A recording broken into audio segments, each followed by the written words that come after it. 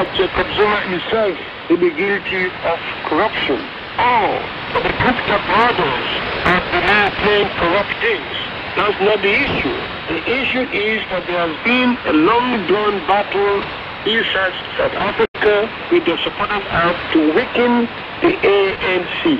There have been previous defections from the ANC.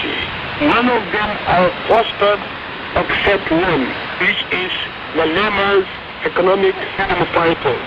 And that's the situation one does not hope to see a resolution of this issue until we have a new leadership in the ANC, which will be done in December, and then President Zuma may or may not serve out the rest of his term in 2018. This is the situation. Now is the time for the opposition parties in Parliament to forgo their efforts to topple the ANC in a parliamentary contest. They must now divert their attention to legislation. So thank you. That was one man's point of view, a commentary by Dr. James Jonah, former UN Under Secretary General for Political Affairs.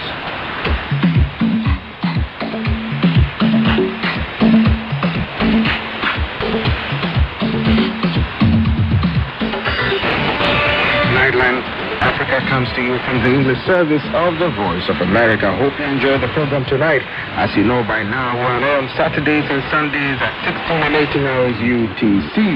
From the Nightline Africa team, Managing Editor Shaka Sali, reporter Douglas and program producer Robert Frazier, and our engineer for today, Tom Wang. We say thanks for joining us.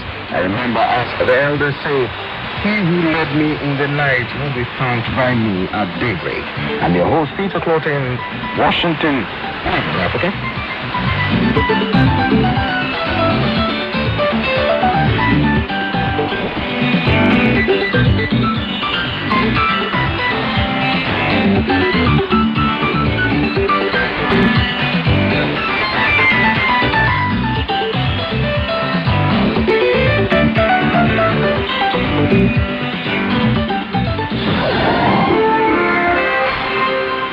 An editorial reflecting the views of the United States government. The United States congratulates the people of Rwanda on their active and peaceful participation in the presidential election held August 4th. More than 6.6 million Rwandans cast ballots for Mr. Kagame, according to the official tally, though this number appears inflated. Just over 80,000 voted for the opposition. The government claimed turnout totals 97.6%. But the electoral process fell short of democratic standards. State Department spokesperson Heather Nauert said, "We are disturbed by irregularities observed during voting and reiterate long-standing concerns over the integrity of the vote tabulation process." The United States commends the Rwandan media for reporting on complaints of harassment of some opposition candidates and Rwandan citizens during the campaign. The U.S. also commends average citizens, the National Electoral Commission, and government officials for speaking out and addressing those complaints.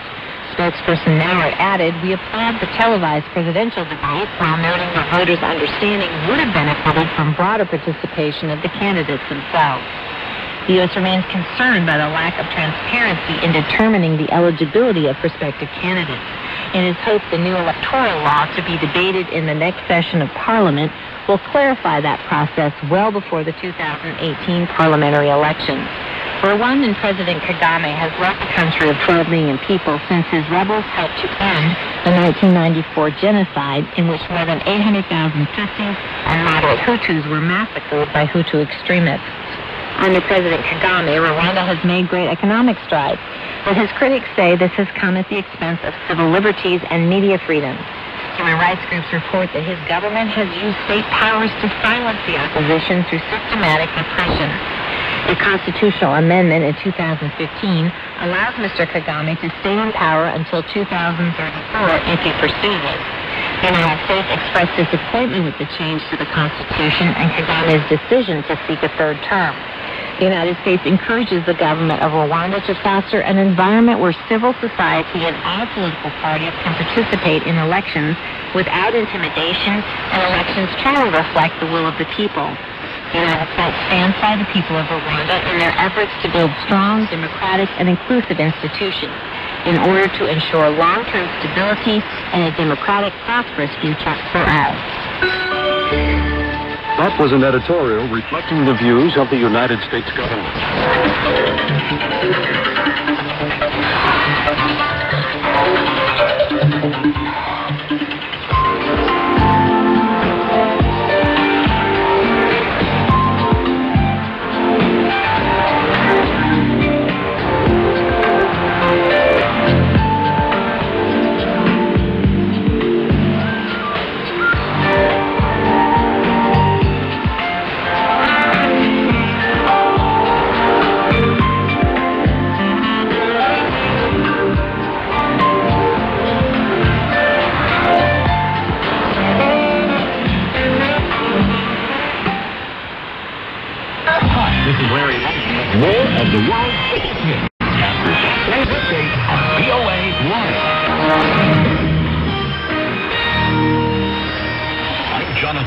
Reporting. President Trump is under attack across the political spectrum for his failure to strongly denounce white supremacy. He staged a rally in Charlottesville, Virginia that turned deadly. On Saturday, the president condemned this egregious display of hatred, bigotry, and violence on many sides that resulted in 1 death and 19 injuries after street violence. Sunday, in a follow-up statement, the White House said President Trump, quote, very strongly condemns individual hate groups such as white supremacists, KKK, and neo-Nazis. His National Security Advisor, H.R. McMaster, said the deadly violence that broke out at the rally meets the definition of terrorism. In an interview on ABC News, McMaster described the car ramming into a crowd of counter-protesters Saturday that killed a 32-year-old woman as a criminal act that may be motivated by hatred and bigotry. The president's been very clear. We cannot tolerate this kind of bigotry, this kind of hatred. And what he did is he called on all Americans to take a firm stand against it. This is a great opportunity for us to ask ourselves, what are we teaching our children? Tolerance has to overcome this kind of hatred that is grounded really in ignorance of our values and what makes us unique as Americans. Our commitment to each other, our commitment to freedom, liberty, tolerance, and rights for all of us. Some of those who were injured were critically hurt, and 2 Virginia State Police troopers who'd been monitoring the unrest from the air were killed in a helicopter crash on Saturday near Charlottesville. You're listening to news from the Voice of America in Washington. The top American general has arrived in South Korea amid unprecedented threats between Washington and Pyongyang and as annual military exercises between the United States and South Korea risk further increasing tensions. General Joe Dunford is the chairman of the Joint Chiefs of Staff. He said the military's, quote, primary focus is supporting the administration's diplomatic and economic campaign to denuclearize the Korean Peninsula while preparing military options in the event that the campaign fails. He said his visit to the region this week aimed at reassuring South Korea and Japan while continuing to build a military-to-military relationship with China in order to prevent miscalculations.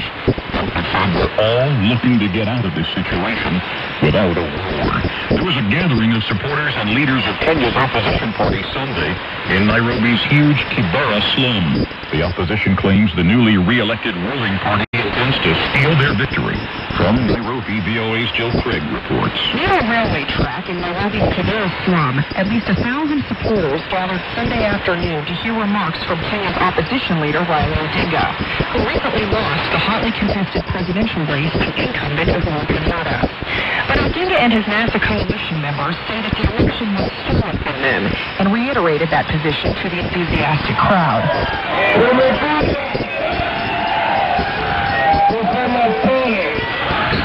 He says, we've come here to say sorry for what happened here yesterday and the other day. They want to steal our victory, and again, they come to kill our people. That is what is called impunity in English. Kenya's presidential spokesman, Manoa Esipisu, disputes these claims. This is the one which election said, both international and local observers have attested to that point. There is a loudest voice right from John Kerry from Canada to President Mbeki in South Africa. all claim that the process was fair. Jill Craig, VOA News, Nairobi. The Syrian rebel faction says it has killed 20 army soldiers in a tunnel blast as the battle for Damascus' northeastern suburbs shows no sign of letting up. A spokesman for the Falak al-Rahman faction says the operation completed before dawn on Sunday.